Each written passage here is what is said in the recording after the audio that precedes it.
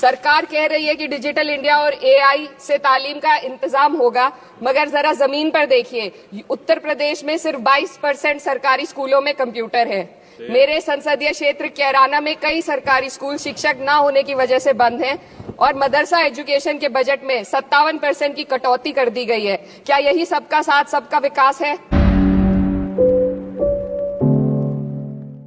Chaudhary please. धन्यवाद सभापति महोदय। आज मैं यूनियन बजट 25-26 पर अपनी बात रखने के लिए खड़ी हूं।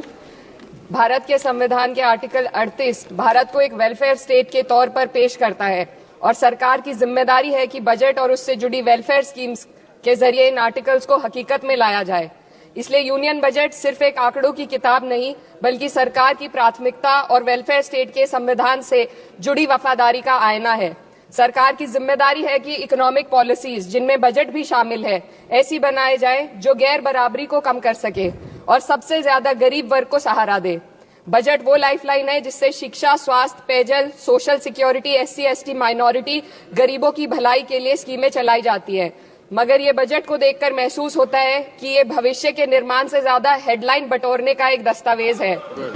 इससे सबसे ज्यादा प्रभावित होने वाली वही लोग पीछे छूट रहे हैं जिन्हें सरकार के सहारे की सबसे ज्यादा जरूरत थी। वो किसान जो बढ़ती लागत से परेशान हैं, वो नौजवान जो बेरोजगारी का सामना कर रहे हैं और वो औरतें जो निजामती रुकावटों से जूझ रही हैं और वो गरीब जो महंगाई के बोझ के तले दबे हुए हैं। This government is proudly marketing the income tax exemption of 12 lakhs, but the question is how many Indians even earn that much to benefit from it. Only 2.2% of Indian population pays direct taxes, whereas no relief has been given in regards to indirect taxes, the burden of which falls on everyone, especially the poor and weaker section of the society. This clearly shows that this is not an inclusive budget. GST की ऊंची दरों ने आम आदमी की कमर तोड़ दी है। जरूरत इस बात की है कि खाद्य सामग्री, दवा, स्कूल की किताबें और जरूरत की चीजों पर टैक्स कम किया जाए। पेट्रोल, डीजल पर टैक्स कम करने की कोई कोशिश नहीं हुई, जिसका सीधा असर हर नागरिक पर पड़ता है। आर्टिकल 41 कहता है कि सरकार को ये कोशिश करनी चाहिए कि वो अपनी इकोनॉमिक हालात और रिसोर्सेज के हिसाब से लोगों को रोजगार दे। इस बजट ने बेरोजगारी दूर करने की दिशा में कोई ठोस उपाय नहीं दिया है। नई नौकरियों की बात तो छोड़िए, जो पहले से थी वो भी खत्म होती जा रही हैं। स्किल डेवलपमेंट प्रोग्राम के नाम पर करोड़ों खर्च किए जा रहे हैं, मगर सवाल ये है कि ट्रेनिंग लेने के बाद कितने नौजवानों को असल में नौकरी मिल रही है। सरकार के पास इसका भी कोई आंकड़ा नहीं है। सरकारी विभागों में लाखों पद खाली है, मगर भर्ती का कोई प्लान नहीं है। आर्टिकल 45, जिसके द्वारा सरकार की जिम्मेदारी है कि हर बच्चे को 6 साल की उम्र तक फ्री और जरूरी तालीम मिले ताकि उनका बुनियादी तालीमी डेवलपमेंट सही से हो सके, जिसको संसद ने शिक्षा का अधिकार अधिनियम बनाकर और भी मजबूती दी थी, परंतु इसकी जमीनी हालत क्या है वो किसी से छुपी नहीं है। नगरीय क्षेत्रों में सरकारी स्कूलों में शिक्षक न होने की वजह से स्कूल बंद हो रहे हैं तथा दूरस्थ ग्रामीण क्षेत्र के स्कूलों में टीचर ही नहीं पहुंच पा रहे हैं। सरकार कह रही है कि डिजिटल इंडिया और एआई से तालीम का इंतजाम होगा, मगर जरा जमीन पर देखिए, उत्तर प्रदेश में सिर्फ 22% सरकारी स्कूलों में कंप्यूटर है। मेरे संसदीय क्षेत्र कैराना में कई सरकारी स्कूल शिक्षक न होने की वजह से बंद हैं और मदरसा एजुकेशन के बजट में 57% की कटौती कर दी गई है। क्या यही सबका साथ सबका विकास है? इसी तर्ज पर अस्पताल हैं जहां पर डॉक्टर नहीं है। आर्टिकल 47 अच्छी सेहत और जिंदगी के स्टैंडर्ड को बेहतर बनाने की आवश्यकता पर जोर देता है।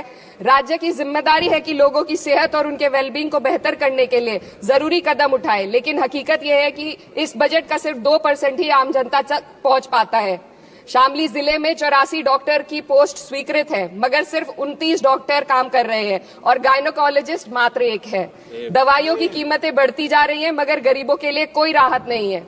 सरकार ने महिलाओं के लिए बजट बढ़ाने का दावा किया, मगर 81% इसका बजट सिर्फ पोषण योजनाओं में डाला गया है। महिलाओं के रोजगार, उनके इकोनॉमिक इंडिपेंडेंस और सुरक्षा के लिए कोई ठोस योजना नहीं बनाई है। बेटी बचाओ बेटी पढ़ाओ का बजट घटा दिया गया, जिससे साफ है कि ये सिर्फ नारेबाजी थी और कुछ नहीं। किसानों की बदहाली हम सबके सामने है, लगातार चलती आ रही है। 2016 में कहा गया था कि 2022 तक किसानों की आमदनी दोगुनी होगी, मगर 2025 आ गया और एमएसपी पर कोई ठोस गारंटी आज भी दी नहीं गई है। गन्ना किसानों का बकाया अब तक नहीं मिल पा रहा है, और तो और उत्तर प्रदेश में अभी तक गन्ना मूल्य भी तय नहीं किया गया है। डीएपी, यूरिया और खाद की कमी से परेशान किसान आज भी सड़क पर प्रदर्शन कर रहे हैं। मजदूरों के लिए जो सबसे बड़ी योजना मनरेगा थी, सरकार कहती है कि मनरेगा ग्रामीण भारत की रीढ़ है, मगर बजट में कोई भी बढ़ोतरी नहीं मिलना बहुत शर्मसार है। औसतन 44 दिन का ही रोजगार मिल रहा है, जबकि स्कीम 100 दिन की गारंटी की होती है। भारतीय रेलवे देश के लोगों की जीवन रेखा है और इसी से यहाँ के लोगों की आर्थिक एवं सामाजिक जिंदगी चल रही है। देश के हर हिस्से को रेल कनेक्टिविटी से जोड़े जाना सरकार की कल्याणकारी नीति का हिस्सा है। मेरे संसदीय क्षेत्र कैराना के रेलवे से जुड़ी 2 मांगे लंबे समय से लंबित हैं। दिल्ली शामली सहारनपुर रेल लाइन का दोहरीकरण और पानीपत शामली मेरठ लाइन का सर्वे अति शीघ्र ही कराए जाने की बहुत पुरानी मांग को बजट में शामिल किया जाना चाहिए। देश भर में बिजली की दरें बेहद असमान है। उत्तर प्रदेश में ये दरें बहुत ज्यादा हैं। देश भर में एक समान बिजली दरें लागू करने का प्रावधान किया जाए। रिवैम्प योजना में हर घर तक बिजली पहुंचाने के लिए एलटी लाइन बनाने का प्रावधान भी जोड़ा जाए। कृषि उपकरणों व खाद डीएपी को जीएसटी से मुक्त किया जाए। किसानों की एमएसपी की मांग को पूरा करने के साथ साथ उत्तर प्रदेश के किसानों को गन्ना मूल्य निर्धारण पिछले वर्ष से बढ़ाकर किया जाना बेहद जरूरी है। जनपद शामली व मुजफ्फरनगर को एनसीआर में तो शामिल किया गया है, परंतु वहां पर कोई विकास नहीं हुआ तथा उसको कोई भी लाभ नहीं मिला है। वहां के लोग सिर्फ प्रदूषण के बाध्यकारी नियमों से परेशान हैं, इसलिए दोनों जनपदों को एनसीआर की सीमा से बाहर किया जाना चाहिए। मेरे संसदीय क्षेत्र में मैं कुछ चीजें बजट स्पीच में ऐड करना चाहती हूँ। एक, ट्रॉमा सेंटर और जिला अस्पताल के अपग्रेडेशन की भी मांग है। जनपद शामली और सहारनपुर में एक महिला डिग्री कॉलेज खोला जाए। कैराना में जस्ट कंक्लूडिंग यमुना नदी के घाट पर सौंदर्य कार्य का भी कार्य जोड़ा जाए। जनपद शामली में टेक्सटाइल पार्क की स्थापना की जाए और जो संसद निधि है, सांसदों को केवल 5 करोड़ रुपए दिए जाते हैं और एमएलए, उत्तर प्रदेश के एमएलए को भी 5 करोड़ दिए जाते हैं। हमारी मांग है या तो इसे बढ़ाकर 25 करोड़ किया जाए या फिर सिरे से खारिज किया जाए। The union budget was an opportunity to address the pressing. Sir, just 1 minute. Please, 2 more speakers are in your party. Sir, just pressing concern of India's citizen, rising unemployment, soaring inflation, crumbling public services, and deepening rural distress. Yet, instead of offering real solution, the government has focused on optics and half measures. While tax relief for the middle class is welcome, it does nothing for the millions who earn too little to benefit from it.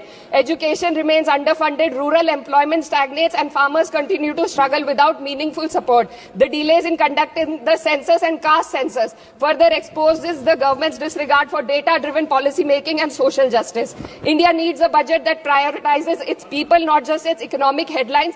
A budget that invests in human capital, strengthens social security, and ensures dignity and stability for all. But what we have instead is another missed opportunity, one that fails the poor, the youth, the farmers, and the women of this country. Budget प्रस्ताव पर अपने विरोध को मैं 2 पंक्तियों में आपके सामने रखना चाहूंगी। बेदम हुए बीमार दवा क्यों नहीं देते? बेदम हुए बीमार दवा क्यों नहीं देते? तुम अच्छे मसीहा हो, शिफा क्यों नहीं देते? मिट जाएगी मखलूक तो इंसाफ करोगे, मुंसिफ हो तो हश्र उठा क्यों नहीं देते?